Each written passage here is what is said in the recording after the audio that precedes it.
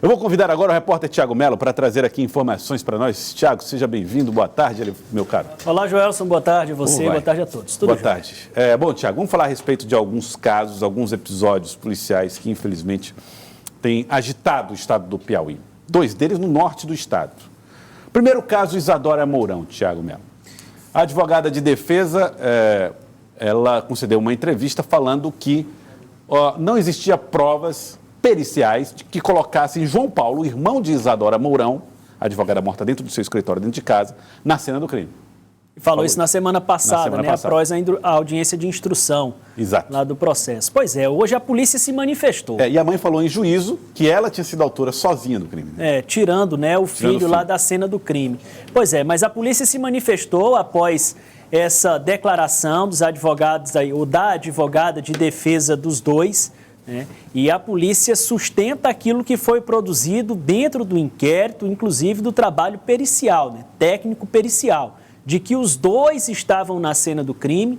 Inclusive, Joelson, liberando aqui para nós na TV Cidade Verde, nós vamos mostrar a partir de agora uma animação em vídeo que foi feita pela perícia, já que eles não vão divulgar fotos, a situação lá realmente, o cenário é assustador, Sim. Sempre quando é morte por arma branca, fica muito sangue no local, realmente é algo chocante. Então, para ilustrar, sem chocar ainda mais, porque o caso em si, já causa todo esse espanto, foi feita uma animação em vídeo que mostra onde estavam os dois, no caso o filho e a mãe, e também a posição na cama em que estava Isadora. E segundo esse trabalho, começou a ser golpeada ainda enquanto dormia. Vamos acompanhar na reportagem de Tiago Melo.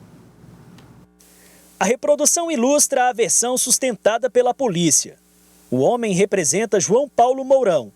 É ele quem está com a faca e desfere os golpes na irmã Isadora, que dorme na cama. A perícia convenceu a polícia de que a posição dos golpes favorece o lançamento de sangue encontrado no vestido da mãe, Maria Nessi, que aparece ao lado de João Paulo, assistindo e auxiliando no assassinato da própria filha. Nós não temos a menor dúvida de que quem praticou a ação do núcleo do tipo penal, matar alguém, foi o senhor João Paulo, auxiliado, evidentemente, com toda a trama criminosa pela mãe dele. É tanto que ela está indiciada pela coautoria do homicídio e na fraude processual. Exatamente, foi analisado o ângulo das lesões, foi analisada a posição em que estava a vítima, o ângulo em que foi desferido os golpes e a posição e a altura em que estava o seu algoz. As manchas de sangue no vestido, a marca da mão da dona Maria Nessi no colchão, quando a vítima rola que cai. E ela faz isso, está lá a marca lá, deixada. E aí ela vai depois constatar se a vítima estava arquejando já, morrendo. E aí foi aonde cai. As manchas de sangue em local de crime, ela é uma verdadeira assinatura do criminoso. As perfurações no corpo de Isadora tinham entre 4 e 9 centímetros. Foram 11 golpes, a maioria na região do pescoço e um no peito. Para a polícia, a profundidade dos ferimentos é incompatível com a força da idosa. A tese contradiz a versão apresentada pela defesa dos denunciados. Em entrevista à TV Cidade Verde, a advogada declarou que Maria Nessi agiu sozinha no assassinato da filha. Toda a culpa está direcionada exclusivamente sobre a mãe. Todos os laudos periciais que foram realizados, desde da roupa que foi apreendida, aos relatos da própria acusada, coadunam e caminham juntos, direcionando que somente a mãe, dona Maria Nessi, haveria participado do ato. No interrogatório dela, ela assumiu os atos detalhadamente ao juiz. Provaram, inclusive, que não precisava de 2 pessoas e não existia nenhum elemento comprobatório de que João Paulo sequer esteve na cena do crime, como ele sempre sustentou, que nunca entrou no quarto. Isadora Mourão foi encontrada morta na casa da mãe dia 13 de fevereiro desse ano na cidade de Pedro II, a 195 quilômetros de Teresina. A polícia prendeu o irmão da advogada, João Paulo Mourão, e a mãe, Maria Nercy Mourão, acusados do crime. O assassinato teria relação com a herança da família. A polícia encara como mais uma tentativa de manipular a opinião pública. Maria Nercy foi indiciada por fraude processual. Os investigadores entenderam que ela descaracterizou a cena do crime e tentou envolver pessoas para confundir a investigação. Consta no inquérito uma declaração da idosa, dando conta que no dia do crime, uma vendedora de roupas entrou na casa para cobrar uma suposta dívida de Isadora, o que não ficou comprovado. Maria Nercy também teria procurado a empregada doméstica da residência para testemunhar que João Paulo estava dormindo no momento do assassinato. Isso é uma estratégia que eu vejo da defesa como um benefício. A dona Maria Nercy tem mais de 70 anos, poderia ter os benefícios da pena reduzida. Com os recursos que nosso direito admite, poderiam levar para uma prescrição, o que eu não acredito, porque seria espancar o poder público e a sociedade, porque é simplesmente dizer que acredita na impunidade. João Paulo permanece preso. Maria Nercy foi contemplada com a prisão domiciliar. A Justiça realizou na semana passada a audiência de instrução do caso, onde ouviu testemunhas e os denunciados. O juiz da comarca vai decidir se João Paulo e Nercy serão levados a júri popular. Bom, vale lembrar que a Nercy, a mãe, ela está em prisão domiciliar, tem a questão da idade, mais de 70 anos, e também ela é cuidadora do irmão de João Paulo, que necessita de cuidados especiais, ele que tem transtornos que são diagnosticados, então ele precisa de cuidados. E ela, nessa condição de cuidadora, ficou em casa, inclusive, teve esse direito.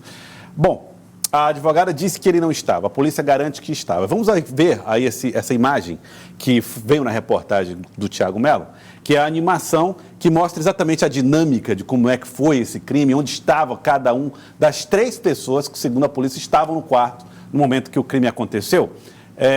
Bom, Thiago, vamos lá. Seria a posição em que dormia a Isadora Mourão. Ela estava dormindo no próprio quarto. E aí, depois de cochilar, depois de dormir, o irmão armado com a faca e a mãe era quem dava o apoio. Ou seja, não só, segundo a polícia, João Paulo estava no quarto, de acordo com essa animação, como ele foi o autor dos golpes fatais. Né? Exatamente. O que eles colocam, Joelson, inclusive um aspecto que foi levantado pela defesa, é essa questão do sangue que terminou atingindo as vestes da mãe. Uhum. Né? É um aspecto que a defesa utiliza para afirmar que só a mãe estava na cena do crime. Uhum. Mas é importante ressaltar, nós levantamos essa informação, confirmamos hoje, que quando foi feita a perícia, Joelson, o delegado exigiu a presença de um perito especialista em sangue. Porque esse sangue, a forma como existe, gotejamento, a forma como o sangue ele mancha as peças de roupa, paredes, a forma como ele cai, são informações importantes que podem dizer, por exemplo, em que posição estava a pessoa que golpeou, em que posição estava a vítima, né? Tudo isso são fatores de informação importantes levados em consideração.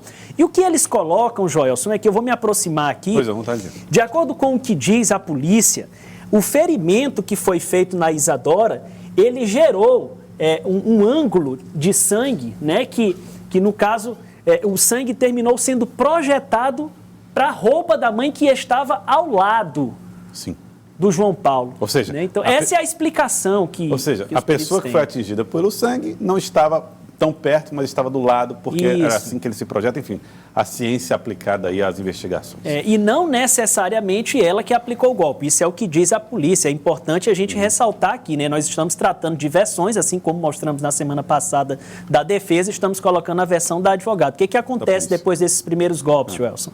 Aqui são as manchas de sangue, os golpes foram na região do pescoço, né? Algumas manchas já ficaram de cara aqui na coxa. A Isadora rola na cama, né, após os ferimentos, uma reação natural de defesa, e em seguida ela vai cair aqui do lado, né, ela sofreu mais um golpe. Que na próxima imagem tem isso, exatamente. Ela caída no avançado já. Aí. Vamos ver como é que... Daqui a pouquinho a gente vê como é que a gente faz. Depois de cair, ela sofre mais um golpe, é isso? Não, na verdade ela sofreu um outro golpe durante a rolagem na cama, que foi o golpe no peito, e terminou caindo aí do outro lado. Ainda tentou se defender rolando. Seria isso. Exatamente, né? Se safar das agressões ali. E aí acabou aí caída perto da cama. Esses são os levantamentos feitos pela perícia, pela polícia, e o caso segue para a justiça. Agora, foi feita a pronúncia naquele dia, né, Tiago? A audiência de pronúncia, que o Ney Silva acompanhou lá de Pedro II. A pronúncia, na prática, é quando a justiça diz para as pessoas, olha... Foi a audiência de instrução e, ao final, o juiz vai manifestar pela pronúncia ou não. Tá. Né? Então, assim, a polícia... para que as pessoas entendam, né? Tudo que é feito pela polícia na fase de inquérito, Joelson, é uma peça que vai servir para convencer o Ministério Público de denunciar ou não. Depois que o Ministério Público denuncia... aquelas testemunhas todas, ou não, né, ficar a critério do juiz, chamar todo mundo para a fase processual para saber se as pessoas vão ser levadas a julgamento. Né? E aí a pronúncia que é uma decisão do próprio juiz, né, onde ele vai avaliar se serão levados os réus, né, a júri popular. Aí então, depois disso... o julgamento é que dirá se serão condenados ou não. Exatamente. 7 pessoas da sociedade, elas são sorteadas, né, e compõem o júri lá, é a própria sociedade quem vai decidir se serão condenados ou não. É como se ele dissesse, olha, olhando para tudo aqui... Os aspectos formais estão preenchidos. Então aqui tem um crime aqui contra a vida, não sei se vocês são culpados ou não, estão pronunciados, vão para a júri popular. Chama a sociedade para avaliar a questão da culpa, é exatamente isso. Bom, Tiago, casos que a gente vai continuar acompanhando aqui no Jornal do Piauí, de Isadora Mourão, essa advogada morta dentro de casa. Agora, última questão, motivo. O que é que motivou a família a fazer isso? A polícia crê em herança, disputa por herança. Briga por dinheiro. Havia um conflito, né, especificamente, inclusive há mensagens, né, que a polícia teve acesso de João Paulo para Isadora, né, a família tinha um patrimônio considerável, casa em Teresina, tem um hotel lá na cidade, né, a polícia teve acesso a conversas entre os dois irmãos, onde ele inclusive queria acompanhar muito de perto até a movimentação de hóspedes, questão de faturamento nesse hotel, onde a Isadora dormia. Né? A polícia coloca também que a Isadora ela já temia de alguma forma que algo pudesse acontecer a ela e em algumas noites ela inclusive nem dormia em casa para se preservar. Ela chegou a dormir no hotel durante algum tempo, justamente temendo algum tipo de ataque. Né? O João Paulo e a Isadora tinham diferenças em relação a essa situação que envolve a herança da família. Esse é o possível fator motivador de toda essa crise que existia entre eles.